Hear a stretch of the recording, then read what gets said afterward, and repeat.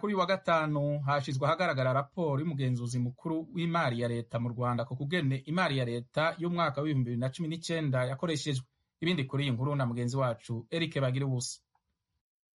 Nk'uko bitangazwa n'umugenzuzi mukuru w'imari ya leta muri raporo yakoze ku micungire y'umutungo mu mwaka wa 2019, aravuga ko muri rusange inzego zagerageje kwisubiraho hageranije nuko byari bimeze mbere. N'ubugenzuzi bwakozwe ku nzego 165 bingana na 80%. Mu bibazo umugenzuzi mukuru w'imari ya leta avuga ko bihuriweho n'inzego hafi ya zose haracyagaragara amafaranga asohoka nta nyandiko ziyasobanura.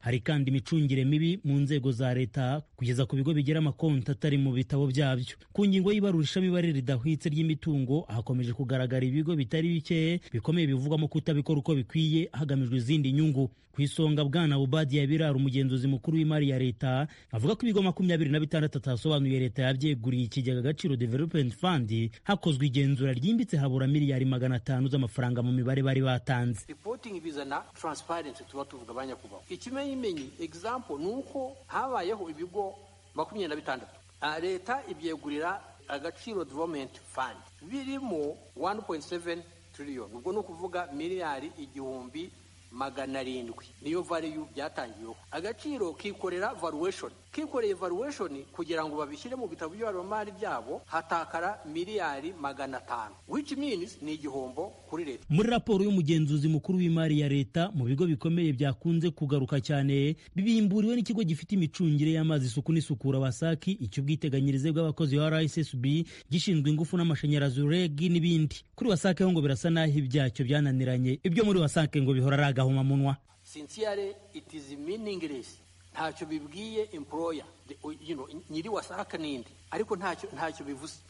Bakora ibarura ry'imari icunga mutungo ri opaque, bityo financial statements naho bazizana hano uyu munsi ntacyo zivuze. Iki kigo kivugwamo imishinga yadindiye ndetse n'ibikorwa byacyo bitagenda uko bikwiye.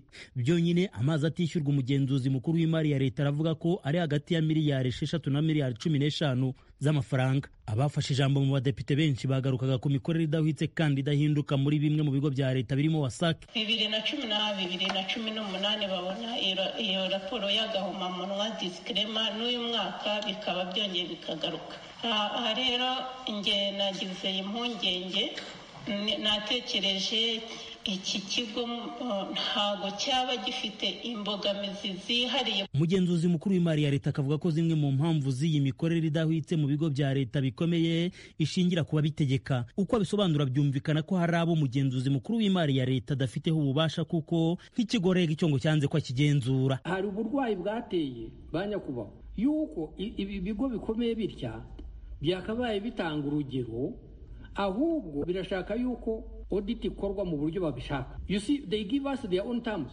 Ariko twebwe dukora kuri international standards. Nubwo umugenzuzi mukuru w'imari ya leta yakomeje kwirinda kuvuga batamworohereza mu kazi, byarangiye yabwiye bakuri inteko ishinga amategeko imitwe yombi ko ubwo yabagezagaho raporo ye yaje guhamagarwa kuri telefone na bwana Muzoro utegeka wasake, igishobora gufatwa nko kumushyiraho igitutu no kumuha amabwiriza mu mikorere.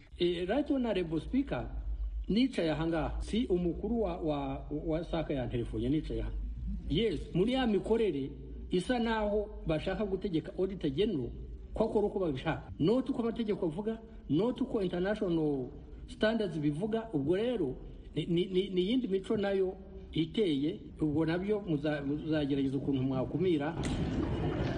Mu nzego 49 muzagenzuwe hagaragaye miliyari 8 na miliyoni 600 z'amafaranga zasohotse no mu gusesagura. Ni mu gihe muri raporo iheruka hari hasesaguwe miliyari 5 z'amafaranga. Hanavugwamo kandi miliyari 220 n'igice z'amafaranga zikubiye mu mishinga 55 yadindiye. Abadepite bakavuga ko mu ngengo y'imari itaha ya 2020-2021 hagombye kuzita kuri ingingo. Depite Odette Uwamariye: uyu munsi twagombye kuba duhangana n'ingaruka tuzasigirwa n'iki cyorezo cya COVID, tureba priorities, ariko tutongera gushyira ingengo y'imari mu mishinga n'ubundi itazakoreshwa. Icyumvikanamo urujijo cyangwa se gishobora gufatwa nko guterana agapira hagati y'umugenzuzi mukuru w'imari ya leta ndetse n'abagize inteko ishinga amategeko, arabagaragariza raporo yakoze ku micungire mibi y'umutungo wa leta, barangiza bakamubaza icyakorwa ku bigo biboneka ko imikorere yabyo idahinduka. Umugenzuzi mukuru w'imari ya leta nawe akabasaba ubuvugizi. ingaruka zikaba izihe? Abaterankunga iyo basanze amafaranga bahaye leta ntacyo yakoze barayasubirana. Raporo igiye gushyikirizwa komisiyo zibishinzwe ziyinononsore mu nteko ishinga amategeko. Bagira ubusa, Ijwi ry'Amerika, i Kigali. Tugushimire Eric kuri